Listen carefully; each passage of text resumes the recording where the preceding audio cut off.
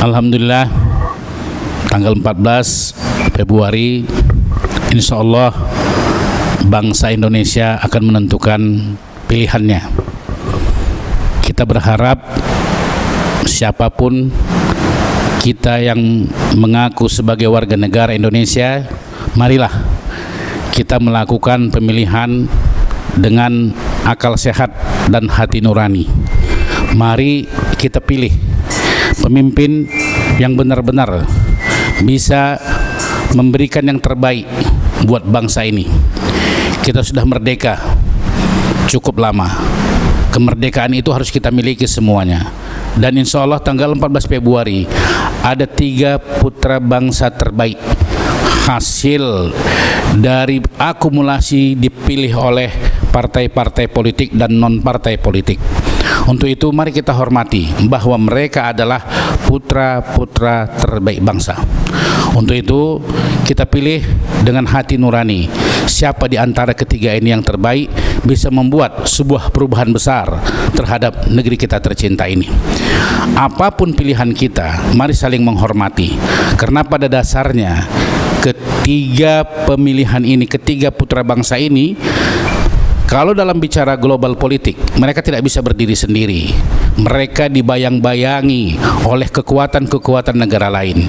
Kalau boleh, izin saya menyampaikan, ketiga pemimpin ini sekarang ini dibayang-bayangi 2 negara besar. Sebagaimana ketika Rasulullah SAW diangkat menjadi pemimpin di Madinah, ada 2 raksasa kekuatan negara adidaya pada saat itu, yaitu Persia dan Romawi. Dan itu terus berlanjut, tetap ada 2 negara adikuasa yang hari ini kita tahu di depan mata kita ada 2 negara adikuasa yang menguasai ekonomi, menguasai politik, bahkan menguasai teknologi, yaitu Cina dan Amerika. Dan pemimpin kita yang akan kita pilih ini tidak bisa terlepas dari kekuatan negara ini. Untuk itu jangan kita saling mengejek, jangan saling memfitnah, jangan saling membuat hoax. Pada dasarnya di negara kita ini sedang bertarung 2 kekuatan besar, yaitu Cina dan Amerika. Dan ketiga pemimpin kita ini, mereka salah satu di antara mereka ada di bawah kekuatan Cina dan ada di bawah kekuatan Amerika. Untuk itu yang mana yang terbaik buat bangsa kita? Kita tidak bisa terlepas oleh itu. Ingat sejarah Rasulullah SAW, ketika 2 kekuatan Persia dan Romawi sangat berkuasa, terjadi pertempuran dengan Persia, Rasulullah juga bertempur dengan Romawi. Tapi ingat, Rasulullah pernah mendoakan Romawi, sehingga ada surat Ar-Rum dalam Al-Quran. Ketika sahabat bertanya kepada Rasulullah, kenapa ya Rasulullah kau doakan orang Romawi, Rum, sehingga ada dalam surat Ar-Rum, Rasulullah mengatakan mereka bertuhan, sementara Persia penyembah api tidak bertuhan. Nah, 2 kekuatan adikuasa ini silahkan masyarakat Indonesia, apapun agama Anda, apapun suku Anda, apapun bangsa Anda, siapakah dari 2 kekuatan ini yang bertuhan, dan siapakah dari 3 pemimpin yang akan kita pilih ini yang lebih bertuhan? Silahkan. Orang yang mengakui ada kekuatan lain di belakangnya, maka itulah yang terbaik. Silahkan kita pilih dengan hati nurani, tetap bersaudara, jangan sampai terjadi perpecahan antara keluarga, antara sahabat, karena setelah ini semuanya juga selesai. Sama dengan kematian, setelah kita mati semuanya selesai, tidak ada. Setelah pemilihan ini kembali kita semuanya bersaudara. Pilihlah yang terbaik. Kemudian yang kedua, saya mengajak seluruh masyarakat Indonesia, khususnya yang muslim dan umumnya seluruh sahabat-sahabat sebangsa dan setanah air beragama lain, silahkan mulai kita berdoa, mendoakan siapa pemimpin yang terbaik. Saya kutip sebuah kisah di zaman Rasulullah ketika Rasulullah menyampaikan sebuah kisah perjalanan 3 pemuda. Mereka musafir dalam perjalanan mereka kemalaman, lalu ketiganya mencari tempat penginapan. Waktu itu belum ada hotel, belum ada Red Doors, dan belum ada penginapan apapun. Akhirnya mereka mencari tempat yang aman untuk mereka. Mereka temukan sebuah gua, lalu mereka bermalam di sana. Setelah mereka bermalam di sana, paginya mereka terbangun. Ternyata gua tersebut tertutup oleh sebuah batu besar dan mereka sulit keluar. Apa yang mereka lakukan? Bertiga sekuat tenaga saling bersatu untuk bisa menggeser batu tersebut, tapi batu tersebut tidak bergeming dan mereka tidak bisa keluar. Akhirnya mereka mencari sebuah kekuatan di luar kekuatan mereka, yaitu mereka berdoa pada Allah Subhanahu wa taala. Apa doa mereka? Nah, inilah saya ajak seluruhnya yang punya agama, ya, yang punya agama aja, yang nggak beragama nggak usah, ya. Yang beragama silahkan dibacakan doa ini dan doakan pemimpin pilihan Anda. Kalau memang Anda beriman dan amal ibadah Anda kuat, insya Allah Allah akan ijabah. Tidak ada kekuatan apapun yang bisa menghancurkannya. Tidak ada. Apalagi sekarang ini sebahagian kelompok mengatakan bahwa kita tertekan, kita tidak bisa kekuatan, mereka sangat kuat, segalanya kuat. Maka untuk itu tidak ada kekuatan di atas kekuatan kecuali kekuatan ilahiyah. Maka untuk itu mari kita berdoa pada Allah Subhanahu wa taala sebagaimana doa 3 pemuda di dalam goa ini. Apa doa mereka? Mereka hanya mengatakan, ya Allah, ampunkan kesalahanku. Aku punya dosa yang besar, ya Allah, ampunkan.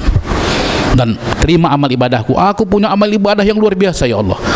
Kalau Kau ampunkan dosaku, Kau terima amal ibadahku, maka tolong geserkan pintu goa ini yang tidak bisa kami buka.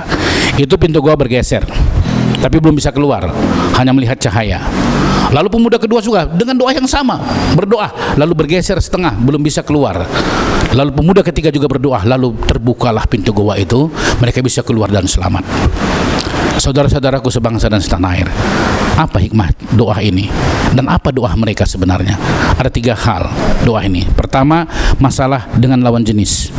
Bila kita punya dosa terhadap lawan jenis, minta ampunlah sama Allah Subhanahu wa taala dan doakan agar negeri ini diberikan pemimpin yang adil, yang bisa membuat sebuah perubahan besar, yang bisa memberikan kemakmuran yang besar, yang bisa memberikan kesejahteraan yang besar. Berdoa pada Allah Subhanahu wa taala. Bagi saudara-saudaraku yang punya dosa terhadap lawan jenis, mohon ampun, taubatan nasuha, jangan ulang lagi, dan selamatkan orang-orang dari bencana, terutama wanita-wanita yang sangat perlu ditolong. Tolonglah.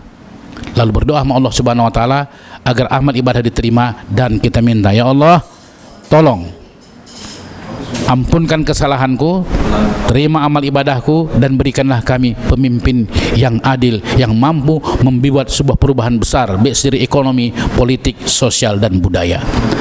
Yang kedua adalah seorang pebisnis.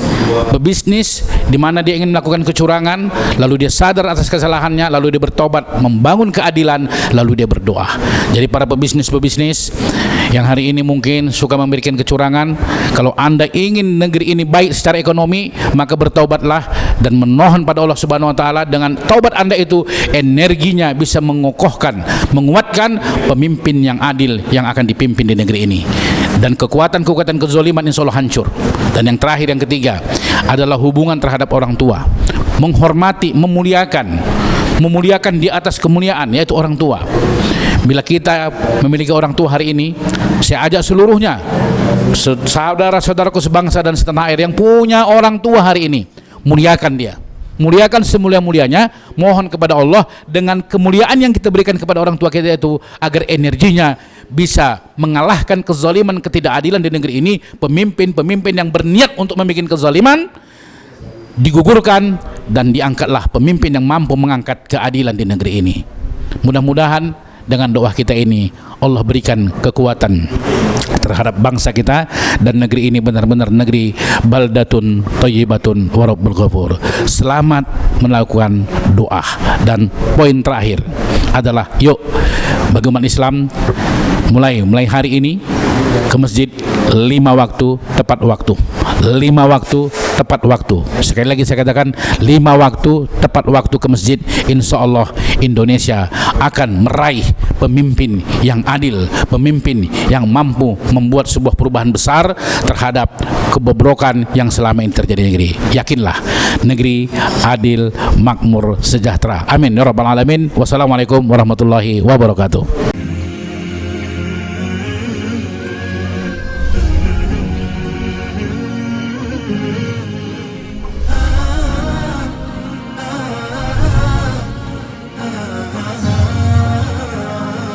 Umat TV, cahaya umat dan bangsa.